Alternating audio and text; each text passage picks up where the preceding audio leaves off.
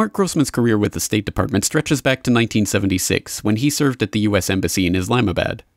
Since that time, Grossman has served in a variety of posts at the State Department, including time as the Deputy Chief of Mission in Ankara from 1989 to 1992, time as Ambassador to Turkey from 1994 to 1997, and time as number 3 in the State Department as Undersecretary of State for Political Affairs in the Bush administration. When Marc Grossman was appointed US Special Envoy for Afghanistan and Pakistan in Hillary Clinton's State Department in 2011, foreign policy circles in the US hardly batted an eyelid.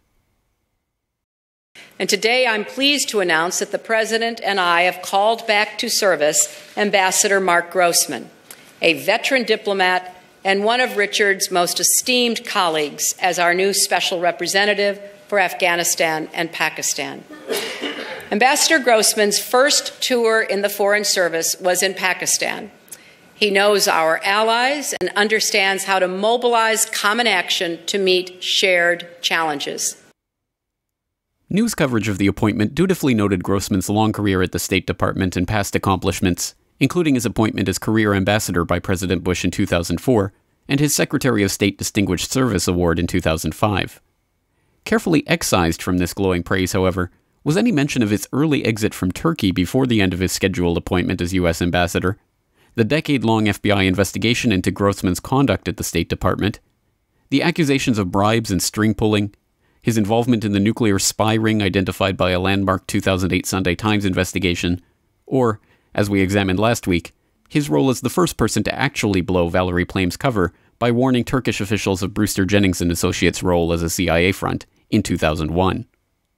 Grossman's role in a Turkish espionage ring that traded in U.S. nuclear secrets was first detailed in the Sunday Times investigation. In the piece, the Times reported FBI whistleblower Sibel Edmonds' accusations that Grossman, identified as a high-ranking State Department official in the report, was selling classified State Department and Pentagon secrets to foreign operatives in return for money, position, and political objectives. The help included providing security clearance to Turkish and Israeli moles for them to gain access to sensitive nuclear research facilities in the U.S.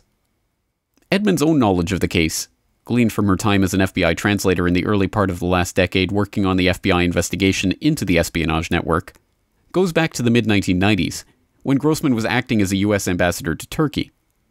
According to Edmonds, Grossman was also working as a handler in the Turkish branch of Operation Gladio, a U.S. NATO-led operation to fund Turkish paramilitary and ultranationalist groups to carry out drug running, false flag operations, and assassinations. When a car crash in Susurluk in 1996 killed notorious Turkish drug trafficker and hired assassin Abdullah Chatli, along with a high-ranking Turkish MP and a well-known police officer, the resulting scandal threatened to expose Grossman and the U.S.'s role in the entire affair, requiring his early return to Washington. This was huge in Turkey. It caused uproar. A lot of documents started leaking. Just like 9/11 Commission, there was this huge commission established in Turkey. Nobody talked about anything else but the Susurluk. They called it Susurluk scandal because the car accident took place in Susurluk. Now, there was this fear by the West, and this is the United States, the Europeans like, uh-oh. Now, we know that a lot of these commission members, they are like ours, Thomas Keane, but some of them, or by default, a lot of other, excuse my language, crap may come out about our roles, the stuff we did, we being the ultimate bosses. And guess what happened? One of the Turkish Gladio handlers in Turkey was the ambassador, United States ambassador in Turkey at the time, okay? This guy was the ambassador from 1992 until the Susurluk scandal. No other guy than Marc Grossman, the guy I have been saying for the past while. You got to look at Marc Grossman.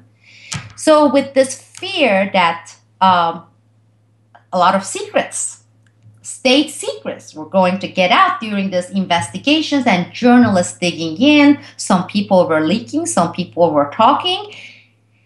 The United States right away got their man out of Turkey, Marc Grossman. No reason cited. He still had another 1.5, 2 years left. No reason cited. You've been watching an excerpt of this week's Eye Opener report. To continue watching the report, please log into boilingfrogspost.com.